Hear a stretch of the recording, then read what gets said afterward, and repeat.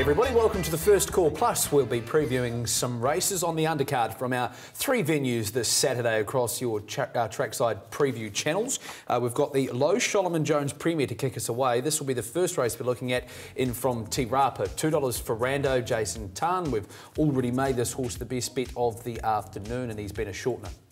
Yeah, $2 on option 203. Maps like he should get that lead and rather uncontested. It depends on the stablemate, Sabre, and what Chris Johnson chooses to do, because that's the only other logical pace influence. End is drawn on the inside of it as well. So we see Sabre drawn barrier 1, Ferrando likely to go forward from 4. So it'll just be interesting to see who does sort of get to the front, because we've seen Ferrando at his most potent when he's been able to find the lead. But I guess the same goes for Sabre. But in this situation, maybe Ferrando's the classier horse and might just have a little too much lick for Sabre as well. Well, 2 starts ago at Te Rapa, Ferrando was just knuckled from the start, and that precluded him from really being able to make a direct charge on the lead. Ended up sitting outside. Last start sat on the lead at Pukekohe, so yeah, you'd think Opie Bosson reuniting with the horse after a smashing win at Trentham. There's an accidental tap of my glass cup there. I don't know whether I thought you were making an announcement. Ding, ding, ding, like a wedding. Let's move on, look at our replay. The first of them is Resurrect finishing second. Mr. Know-It-All finishes third. We've got Selfie into fifth. Oh, do we have to watch this again, Jason? Aidan? Well, yeah. Selfie was hitting the line well. We see some okay runs. Once again, we see Mr. Know-It-All attacking the line, but this is what he does. So, I don't know, there's a couple of horses there who have been a little bit disappointed, but Resurrect's going pretty well. This is Ferrando at Trentham, and look, this is one of the easier wins you would have seen in the last month or two. Well, 28th of October, I suppose it's more than a month ago. Where's this time gone? Anyway, Opie Bosson, I think he's just about giving his best his horse, even though it looks like he's under just a hand ride. But it was a very effortless performance. Yeah, one thing about William Wallace, we'd sort of seen him sort of do this attack the line, but he's been a little bit disappointing this preparation. When we've assessed Ferrando, thinking, oh, he's beaten up William Wallace quite easily. And the race was already done by the time William Wallace got into the race, but William Wallace hasn't really gone on with it since then. So, you know, it does temper my real sort of enthusiasm for Ferrando here, but by the same token, you know, he on that performance, and if he can put the race to bed early again, then you know, he just looks a class above. He does have to carry 60 kilo, which is an impost for him. So he's carrying weight in rating 85. He's better than rating 85 company, so he should be able to carry the weight. But since then, he's lined up against Untamed Diamond and Chambord.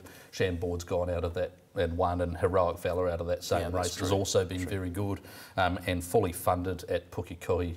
That was a good effort on a track really that didn't suit Ferrando. It was an off track and they came away from the rail.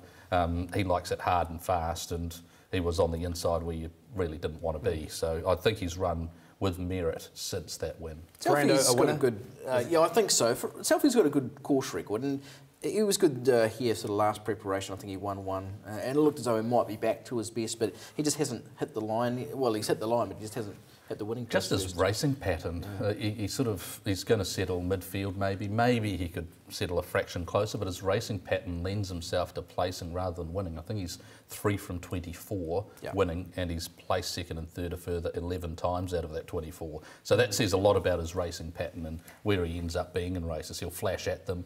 3 occasions he's won, but more often than not he's actually placing second or third. So you're both happy to stand him out, Ferrando, winner? Definitely. $2. Sure. Let's go over to race number 4, Lodge Real Estate Premier, and we've got Tom and Leela lining up here at $6. The horse we're about to highlight, Camino Ricoso, under 59 kilos, Opie on $3.80. Let's get straight in and have a look at Tom and Leela finishing into third. This horse, we're going to highlight it from about the 600 metres, Jason. So Tom and Leela, I think at this point, I think if she had come the inside, or at least was able to just track the inside, then I think she wins the race, because you can see Rising Shot there doesn't end up getting this race. It was won by Heaven's Keep, but Rising Shot takes the inside, saves a bit of ground, but Tomalila probably loses a length and a half, and Rising Shot, yes, comes from behind her, but she was very good late in the piece, Tomalila. She just goes down, I think she's been racing in superb form. Yeah, I like her. Yeah. Is she better with a little bit of cut in the ground? Yeah, I think she is. So I think that's one thing that maybe is a consideration. Yeah, I think a good track record's good, but it's I think okay, that's because she's that good a horse. Yes. You know, she looks like a real talent. But there's no doubt that a dead to slow track is, you know, she's very effective on that sort of surface, being by Tavistock. One horse you were pretty keen on was Swister during the afternoon. Tell me what you took out of this Go one. and have a look at this, because she does come up against Symphonic and Lascalia Rose as well. But you can see her on speed this day, and the rail not ideal. Now, it's a race where those who have come from back and running have had a distinct advantage this day.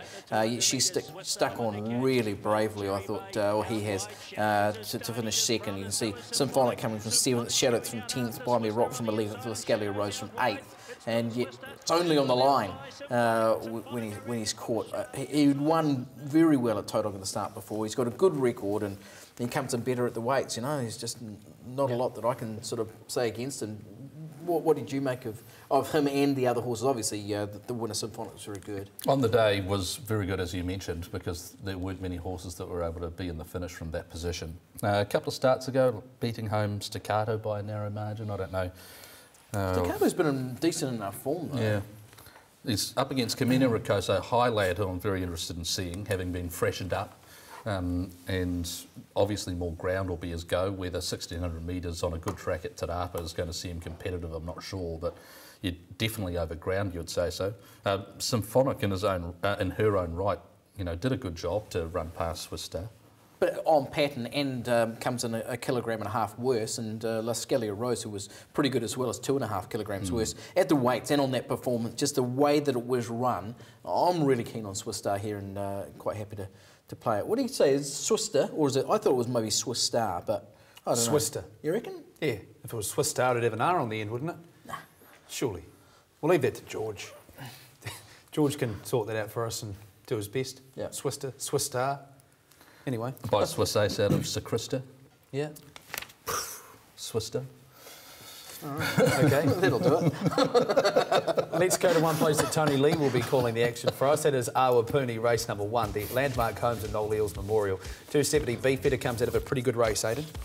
Sure does, and was absolutely luckless last time out. Just had, coming into it, it was just that whole lot of movement. I think Alicia Collett cost her a bit of time on the sidelines just with the interference. Slimline's been okay too there. Marky Mark heads down and gets services of Sean Mackay at 580, Joby at 750, and China Star, I think, when you were tipping out at Long Lords last time out at 21, said Jason. How did it go? It was very ordinary. It was caught wide. It was a $40 pop though. It was, like, it wasn't labelling it like an odds-on favourite, but she'll be better. She'll also be better over ground, but this is Beefeater. Gets tightened up late, was not going to win the race, but... It was pushed down at this point, wasn't it, by Mike Olligan's horse? Yes, Shadow's Castle sort of came out a little bit, and late doors get squeezed. Yeah, so I guess, yeah. You would say is a length off the winner, even though the margin is longer than that. Yeah. Just took a while to really wind up Beefeater, and I know that they wanted to get into clear running and get him going, but look, he was game enough. The form out of that race, I think, is a reasonable reference. Yeah. Again, though, 60 kilo from that inside draw. Incidentally, up against Slimline, they've met twice and Slimline's beaten him twice. What tracks were they on? They were on dead and slow tracks. Right. So, again, it's race number 1, so you'd expect the track to be a dead 4, given the central districts, or the policy of many of the central districts' track curators and clubs, to have tracks presented on the morning or acceptance of scratching time. Well, I heard Brent as a Wall dead on the 4. radio and saying that it would be presented as a dead 4 on Saturday. So that'll suit Slimline. Let's turn the page to race number 3, Rich Hill Stud Handicap. Salamanca Irish Moon featuring in this market here. Shadow Fox also with Rosie Myers, $3.30, and Lewis Carroll, $3.80. Jason Tan, the Rich Hill Stud Handicap, how do you see it unfolding? Well, pace-wise, it depends on how Holly Andrew can jump out Irish Moon from the barriers. Blinkers go back on the horse. Has worn blinkers a lot throughout his career, is 6 from 9 in blinkers. 6 of the 9 wins, rather, have come wearing blinkers for Irish Moon. This is Irish Moon in the Swayness Stakes running well. Salamanca, I thought, ran very well. I don't think there's too much between them. Oh, Packing Eagle, that's right. That's why I put that replay in. Packing Eagle winning again. No, that's for you, Stu. You can't move forward living in the past. No, you can't, but sometimes you've got to cling to something before it goes. Lewis Carroll, another pace influence in the race. So how did you see it sort of shaping up and panning out? Irish Moon has been a little bit disappointing, I found. Each time he sort of seemed to have the run and goes up, but I think he'll be competitive in this race. You'd think that Shadow Fox's forms is okay, and I think he's beaten by two pretty handy ones in Chambord and Start Wondering last time out, so that form looks okay. Let's go and have a look at him too, because it's him out in front, and his win prior to this was very good. And hadn't been too far away here, going back 3 starts and behind Shadow's Cast, who's made that form look good with the Copeland's win as well. So these two horses have gone past him, but he doesn't give it away. I thought he fought pretty well. He doesn't give it away. I think the 60 kilos, that's a very good horse's weight. The thing, say, with a horse like Irish Moon, he's been penalised for his consistency, or at least his consistency has meant he hasn't fallen back much in the ratings. Yep. So he's always carrying top weight. So that weight relief that Holly Andrew will bring, I think, is very important for him. He's 5th up in his preparation, so he should be ready to go. You'd expect if she can really bounce him out and be aggressive with him, that he might be hard to run down. But Shadow Fox will be right there, and Rosie Myers I don't think will be handing up easily. Yeah. So could have a little bit of a duel there. Lewis Carroll maybe just avoiding it and sitting just in behind. Summing it up? I quite like the prices around both Irish Moon and also Salamanca. If I was having a play in the race, then I'd be considering them. Salamanca underrated on what he's done, even though he hasn't won in a little while. Yeah. Over we go now to our preview of the Lone Star Pukekohe 1600. This in from Awapuni, also Ocean Emperor $3.70. Woodsman $4.60 and $5.50 a piece about Authentic Paddy and Blaithwaites. 60 kilos Ocean Emperor here, Jason. Is it a deserved favourite? Yes, on his last 2 starts. He was outstanding at Tauranga, beating home Miss Wilson in Group 1 winner, well, 7-time Group 1 winner Gowie. It was a sprint home and he had the perfect position. Mark Hills has been riding Gary Hennessy's horses just beautifully. Absolutely. So they've been a potent combination of late. And you can see Miss Wilson ducking the inside. She hasn't gone on, but Cowie's run was big. But you can't knock it. One thing he has to carry now, even though that was weight for age, so he's only carried a kilo, he's only carrying a kilo more, he is conceding weight. Like now he's conceding weight to Authentic Paddy. Yeah. He's conceding 4 to Blaithwaite, who in these Central Districts handicaps is generally near top weight. How much is he improving? He just seems to be getting better and better every time we see him go around. He's a lovely galloper. He is. I'm becoming a fan of him. And the only question is sort of where does he get to in the run? You'd expect that maybe he'd be able to sit 1 out, 1 back, maybe just back of that position. I thought the Woodsman, who won the Manawatu Cup Prelude this race last year, has the opportunity to do it again. He's dropped a couple of rating points over unsuitable distances, over the 1600 metres. So he comes in off the bottom, carries the bottom weight. Sam Weatherly gets the run. I think he'll be trying to rate him in front there. Could be very hard to beat. The Authentic Paddy will be potentially the fly in the ointment. He had absolutely no luck at Pukekohe Woodsman. He's looking for that gap along the inside. He's pocketed at the 300, goes for that inside gap, and it was there. It was there, and then it closed on him. Hit the rail. Absolutely no luck whatsoever. I thought the run had a lot of merit, and like you say, this time last year was good. His form is a lot better than what it reads on paper. I agree with you entirely. I think absolutely. He's a contender in this race, especially at the weight. He's drawn to lead all the way. Yep. Now, you'll want to be seeing how the track plays and whether they come off the rail. There at Awapuni, look, the rail is out 4 metres, so by race number 5, they could be coming off the rail. Like, that's often the pattern there. Yep. But if everything's all good, he'll be rolling along, and I think that's what Sam would want to do, because you'd want to get those other horses that are carrying weight to really Why didn't he start last time? Because he just, we expected him to be there. I just wondered whether it was actually by design that they went back at Pukekohe. He can miss it every now and then. But the problem is, in sort of 1600 metres as opposed to 2000, you don't have the room when you're drawn inside to punch up everything all of a sudden is in front of you. So, summing it up? Woodsman win. Aidan? Yeah, I like Woodsman as well. Do you think Alan Sherrick's ever taken a horse to Invercargill? Don't know. Good question. Someone might be able to help us out at home with that. The Mackenzie boys will be on course at Ascot Park on Saturday afternoon, though, seeing Darcy Mack. Now, it's $3.10. Timmy Tyler, how's it paying $14? I know it's got 99 next to its name. I think 24 October 2015 is the key date. Yes, that's well, the it's date a where he long last time ago. won. A long time ago, but you look at some of these other horses, he's... Well, it was only 3 starts ago that he ran a cracking third, right? Behind Son of Mahir, only beaten a length and a half, with your man Kin Kuo in the saddle. But he's been caught 3 wide in some really good races. He's been ridden upside down. I just wonder if he's posied off and behind a good speed here, with a horse like Pasito potentially to go forward. I think Cooley's may be better in those races where they go harder over a bit further, potentially in the autumn. $14 though? I find that probably a bit disrespectful. It's a big price. Here's Darcy Mack anyway. Many of the North Island punters will be thinking it'll go down there and just win, and that could be the case. Put in and take out job, I'm sure some are thinking. I don't know that it's quite that simple, Aidan, but look, you look at the horses that he's finishing just in behind here, and you place them into the Go Racing handicap, and you think, Yeah, exactly. Just a horse who he is really a winter galloper for mine. I just don't know. Like, and it's never easy with a long trip. Yeah, he might be getting those conditions made to water. Definitely help.